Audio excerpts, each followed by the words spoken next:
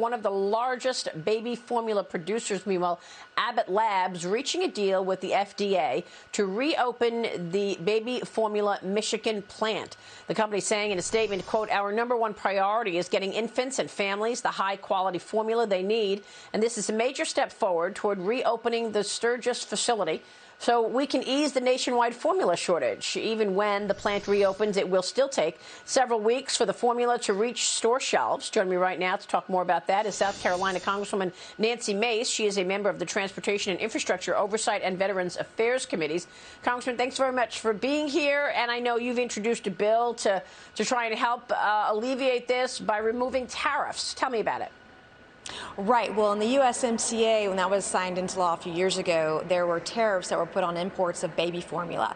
And we want to make sure that parents everywhere can get the food that they need for their infants. In fact, on my flight home Friday night from D.C., I had a young mom frantically texting me, telling me her imports of baby formula from Europe had been seized by U.S. Customs and Border Patrol. My staff and I got her the baby formula released within an hour, and the issue was over paperwork. Quite frankly, don't care about the paperwork. We need to make sure that the baby formula is affordable and can be imported from really anywhere right now to make sure that parents can feed their kids.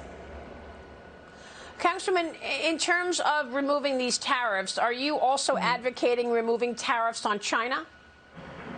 Well, right now the bill would be a 90-day moratorium on any imports of baby formula for a limited period of time, for 90 days from anywhere, really.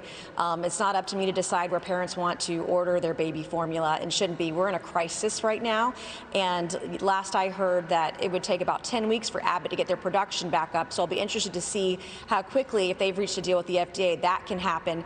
Last night, President Joe Biden did sign an executive order looking at some of the regulations and paperwork on imports to try to provide some relief for the next 6 months. That's a good first step.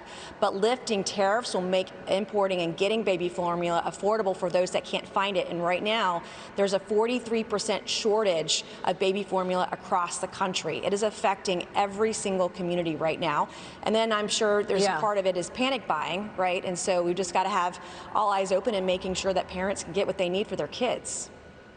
Yeah, no, I understand the issues around Canada and Mexico, but I'm zeroing in on China. The president signing an executive order to lift tariffs. China has been a bad actor, and they've been wanting to lift tariffs. Are you going along with the China policy to eliminate tariffs on China, despite the fact that China has not kept up any promises about their trade deals or about anything else, frankly? No, not at all. And in fact, one of the main reasons that there are tariffs on baby formula imports is that the United States was concerned about imports from China through Canada and other places. So this is not a permanent wave of tariffs on imports. This would be a 90-day tariff waiver to provide some relief for parents right now who are desperate to find formula for their kids. Well, Peter Doocy asked the White House press secretary yesterday about inflation and why Joe Biden tweeted out that corporations should pay their fair share, and that has anything to do with the inflation problem that Americans are faced with. Watch this. I want to get your reaction.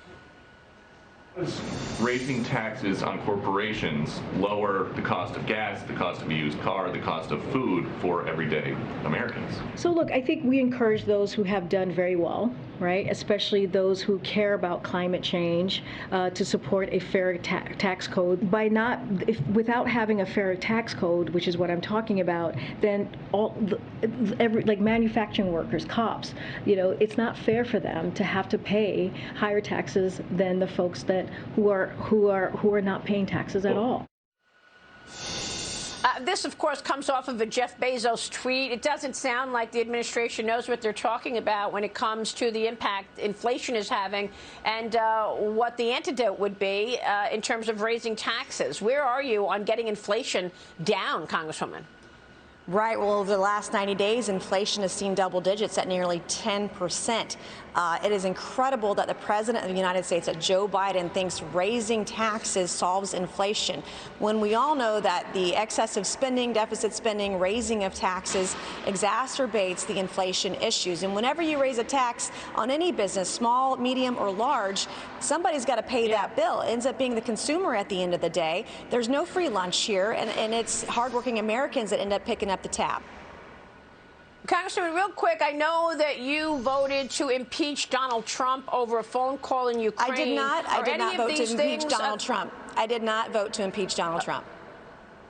Are any of these things that Joe Biden is doing impeachable acts? The fact that we are seeing a wide open border, it's going to get much worse in 2 weeks. We've got inflation at 40-year highs. Are you going to vote to impeach Joe Biden?